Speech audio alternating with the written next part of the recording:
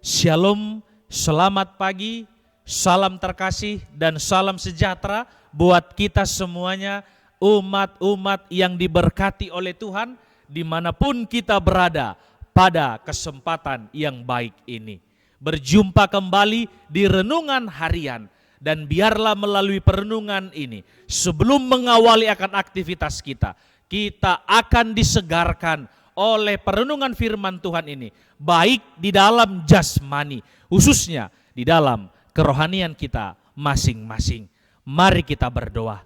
Bapa kami yang bertahta di dalam kerajaan sorga, terima kasih ya Tuhan untuk segala berkat, penyertaan, bahkan kemurahan Tuhan di dalam kehidupan kami masing-masing.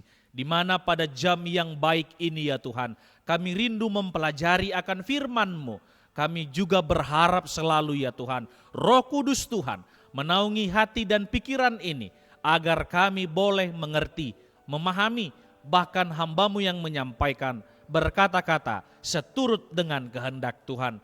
Terpujilah nama Tuhan, di dalam nama Yesus kami sudah berdoa. Amin. Perenungan kita pada saat ini judulnya ialah menjaga hati dengan segala kewaspadaan. Ayat intinya terdapat di dalam Amsal pasal yang keempat, ayat yang ke-23. Bunyinya demikian, jagalah hatimu dengan segala kewaspadaan, karena dari situlah terpancar kehidupan.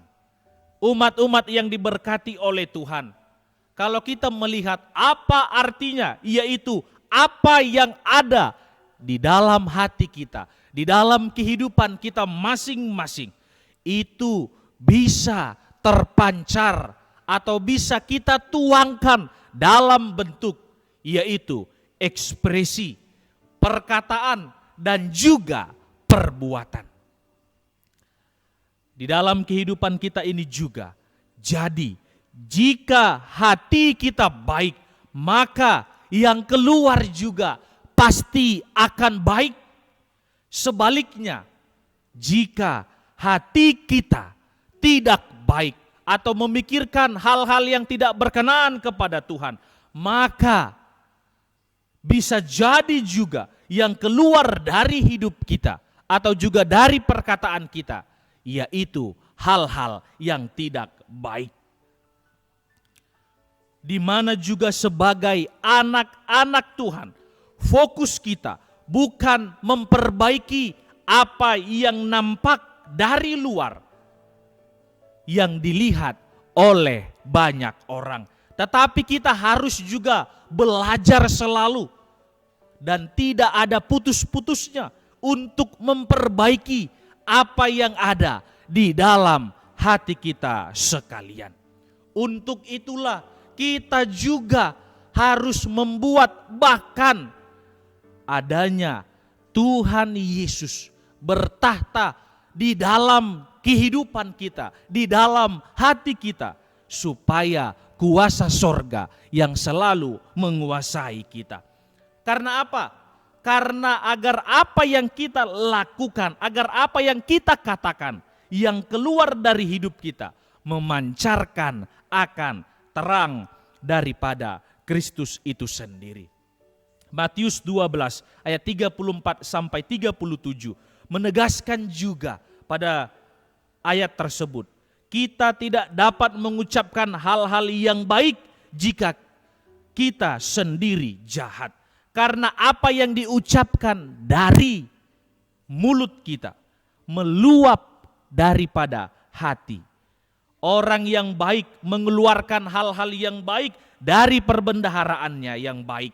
Dan orang yang jahat mengeluarkan hal-hal yang jahat dari perbendaharaannya yang jahat.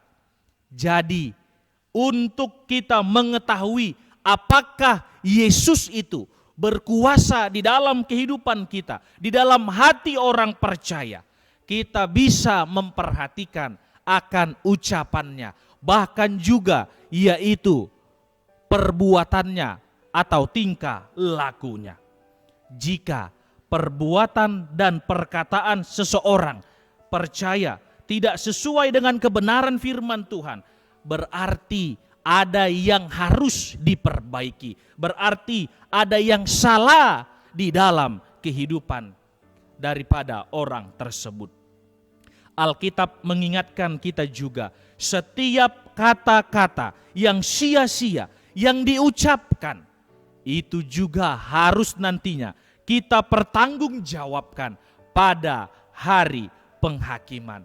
Untuk itulah dengan firman Tuhan ini kita diajarkan, yaitu hati-hati dalam berucap, berkata-kata, sebab salah satu juga ukuran menentukan kita boleh masuk kepada kerajaan sorga atau tidak, yaitu melalui perkataan-perkataan yang keluar dari mulut kita. Apakah itu ucapan berkat atau malah sebaliknya, yaitu ucapan kutuk.